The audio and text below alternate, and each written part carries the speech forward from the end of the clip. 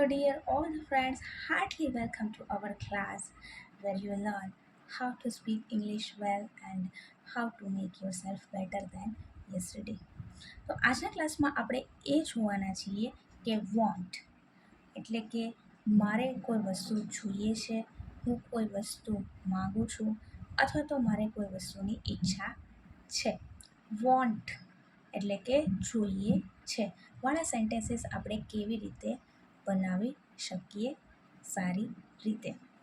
Most of વિદ્યાર્થીઓનો અહીંયા sentences બનાવવામાં ભૂલ પડે છે, તો આપણે આ એક વસ્તુ જે છે એ શીખી લેવાની છે આજના ક્લાસમાં. ફર્સ્ટ સેન્ટેન્સ છે કે મારે જવું છે, હું જવા માગું છું, મારે જવાની ઈચ્છા છે. તો આ ત્રણેય સેન્ટેન્સીસનો અર્થ જે છે એ એક જ થશે કે હું જવા માગું છું.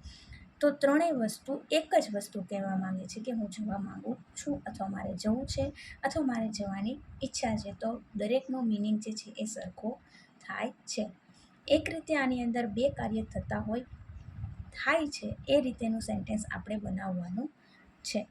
મારે જવું છે એટલે એનો અર્થ એવો થાય કે એક તો વોન્ટ વર્બ આવશે, જવું છે, માંગુ છું, ઈચ્છું છું, વોન્ટ વર્બ આવશે અને બીજું વર્બ આવશે આપણું જવાનું કાર્ય.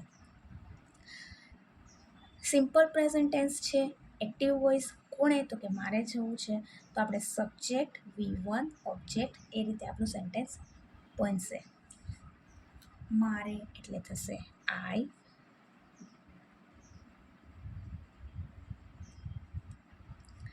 પછી જવું છે, જવાની ઈચ્છા છે, જવા માંગુ છું, તો લાસ્ટવાળું વર્બ પહેલાં આવશે આઈ વોન્ટ, પછી ટુ અને પછી વર્બનું first form I want to go. આ રીતે આપણું સેન્ટેન્સ બનશે. હવે નેગેટિવ સેન્ટેન્સ આની અંદર આપણે બનાવવું હોય કે મારે જવું નથી, હું જવા માંગતી નથી, મારે જવાની ઈચ્છા નથી, તો આપણું નેગેટિવ સેન્ટેન્સ બની જશે આઈ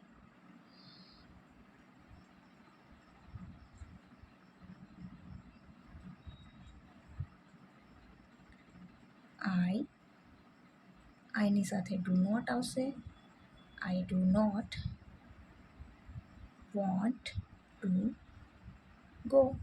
આ રીતે આપણું સેન્ટેન્સ બનશે I do not want to go. Next sentence આપણે જોઈ લઈએ. તેને ટીવી જોવું છે, તે ટીવી જોવા માંગે છે, તેને ટીવી જોવાની ઈચ્છા છે. તો ત્રણેય સેન્ટેન્સીસનો મિનિંગ એક થશે.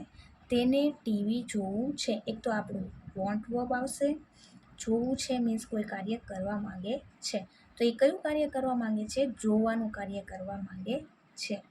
તેને એટલે તે છોકરાને હી થશે સબ્જેક્ટ. આપણે અહીંયા તેને એટલે હિમ લેવાનું નથી, કારણ કે વાક્યની શરૂઆત હંમેશા સબ્જેક્ટિવ ફોર્મથી થશે, માટે અહીંયા આવશે હી.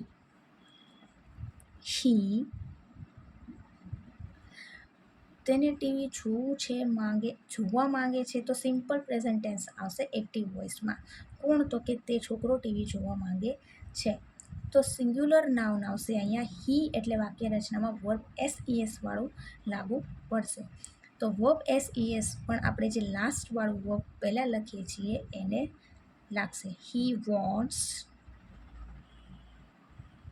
પછી he wants to watch TV. આ રીતે આપણું સેન્ટેન્સ બનશે. નેગેટિવ સેન્ટેન્સ કેવી રીતે બનશે કે તેને ટીવી જોવું નથી. He does not want to watch TV. Negative sentence આપણું એ રીતે બનશે. He does not want to watch TV. આ રીતે આપણું સેન્ટેન્સ બનશે. તેની બેનને નવા કપડાં ખરીદવા છે, તેની બેન નવા કપડાં ખરીદવા માંગે છે, તેની બેનને નવા કપડાં ખરીદવાની ઈચ્છા છે. તો ત્રણેય વસ્તુ સેમ થશે. હવે આપણને ખ્યાલ આવી ગયો છે કે આપણે કઈ રીતે સેન્ટેન્સ બનાવી શકીએ છીએ આવા સેન્ટેન્સીસમાં. સબ્જેક્ટ કોણ ખરીદવા માંગે છે? તો કે તેની બેન.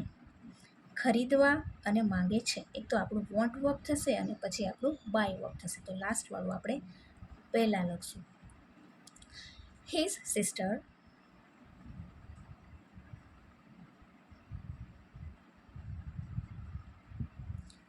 આમાં પણ આપણું સિંગ્યુલર નાઉન છે. વોન્ટ્સ ટુ, પછી ટુ કરીને આપણું લાસ્ટવાળું work buy. His sister wants to buy new clothes. Negative sentence, his sister does not want to buy new clothes. એ રીતે આપણું નેગેટિવ સેન્ટેન્સ બની શકે. મારે તમને કાંઈક કહેવું છે, હું તમને કાંઈક કહેવા માગું છું, એ આપણું નેક્સ્ટ સેન્ટેન્સ છે. તો એમાં થશે મારે એટલે આઈ. હવે આ એક્ટિવ વોઇસનો સિમ્પલ પ્રેઝન્ટ ટેન્સ છે. આઈ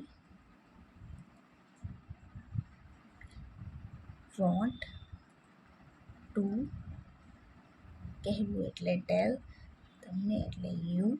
ઓબ્જેક્ટ આપણું આઈ વોન્ટ ટુ ટેલ યુ કાંઈક એટલે થશે સમથિંગ.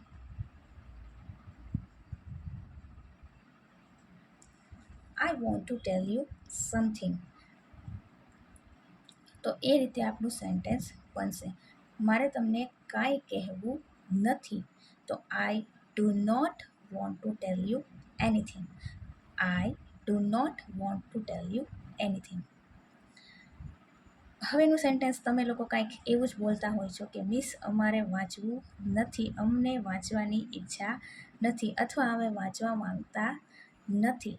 તો આ સેન્ટેન્સને પણ આપણે ઉપર બનાવ્યા એ પ્રમાણે કંઈક બનાવી શકીએ છીએ. અમારે વાંચવું નથી. તો વી. સાદો વર્તમાન કાળ પ્લુરલ ફોર્મની વાક્ય રચનામાં નેગેટિવ સેન્ટેન્સ આવશે એક્ટિવ વોઇસમાં. We do not want to read. We do not want to read. અમારે વાંચવું નથી. પણ જો કે તમારે વાંચવાનું છે ફરજિયાત. તો આજના નાનકડા એવા ક્લાસમાં બસ આ નાનકડો એવો ટોપિક જ. ફરી મળીએ આપણા નેક્સ્ટ ક્લાસમાં. Thank you so much for watching this class carefully.